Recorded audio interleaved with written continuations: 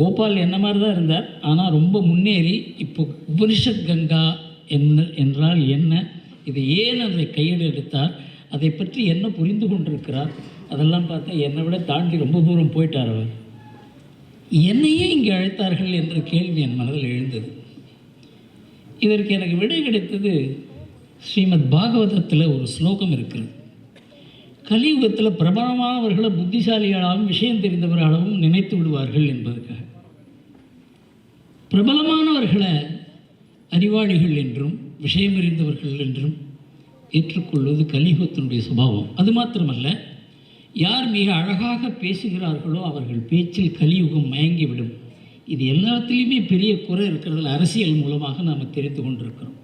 இந்த உபனிஷத் கங்கா என்ற இந்த வர்ணனை இருக்கிறத, அது இந்த உபனிஷதையும் கூறுகிறது, இதனுடைய பிரம்மாண்டமான சுரூபத்தையும் கூறுகிறது. ஆனால் நம்ம முறையில் ஒரு 3 சீரியல் இந்த நாட்டையே மாற்றிடுச்சு. ஒன்று ராமாயணம், இன்னொன்று மகாபாரதம், 3வது சாணக்கியம். அமர்ந்திருக்கிறார 1990களில் ஹரஹர மகாதேவ் என்கிற கோஷம் சாணக்கியாவில் வருகிறது. அது வரக்கூடாது என்று பெரிய ஒரு முயற்சியே நடந்தது.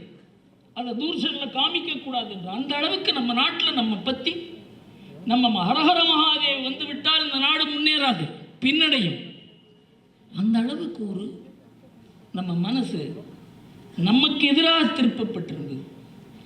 அதை மனதளவில் மாற்றி ஆரம்பித்தது இந்த 3 சீரியல். அந்த சமயத்தில் 1992 நமக்கு எல்லோருக்கும் தெரியும் அந்த நிகழ்வு நடந்த பொழுது.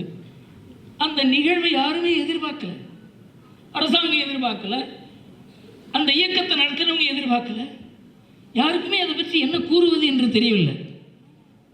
அந்த சமயத்தில் சுவாமி சின்மயானந்தா அமெரிக்காவில் இருந்தார். இது நாம் எல்லோரும் கொண்டாடப்பட வேண்டிய விஷயம் என்று கூறினார். எனக்கு அதனாலேயே சின்மயா மிஷன் பேரில் அந்த அளவுக்கு எனக்கு ஒரு ஈடுபாடு. இது ஏதோ ஆன்மீக அமைப்பு என்று நினைக்காதீர்கள். இந்த தேசத்தை புனருத்தாரணம் செய்யக்கூடிய ஒரு அமைப்பு, அதனுடைய தலைவர் தான் சுவாமி சின்மயானந்தா. இந்த மாற்றங்கள் ஏற்படுவதற்கு பல ஏராளமான முயற்சிகள் தேவை. அதில் உபனிஷத் கங்கா ஒன்று. என்னுடைய நண்பர் கோபால் சீனிவாசன் இந்த அளவுக்கு அதில் ஈடுபட்டு இந்த சின்ன குழந்தைகளுடைய மனசில் நல்ல சிந்தனைகள், உயர்ந்த சிந்தனைகளை விதைக்கிற இந்த பிரம்மாண்டமான முயற்சி, இதை பார்த்தா இதை நாம் பெரியவர்களும் படிக்க வேண்டும் என்றால் 3 தலைமுறை பெரியவர்களுக்கு தெரியாத விஷயங்கள் இந்த சின்ன குழந்தைகளுக்கு நாம் சொல்லிக் கொடுக்கறதுக்காக இந்த திட்டத்தில் சேர்க்கப்பட்டிருக்கிறது. இது நாம் எல்லோருமே படிக்க வேண்டும். இந்த பெரிய முயற்சிக்கு என்னை அழைத்து அதை பற்றி பேச வைத்ததற்கு நான் நன்றி கூறுகிறேன்.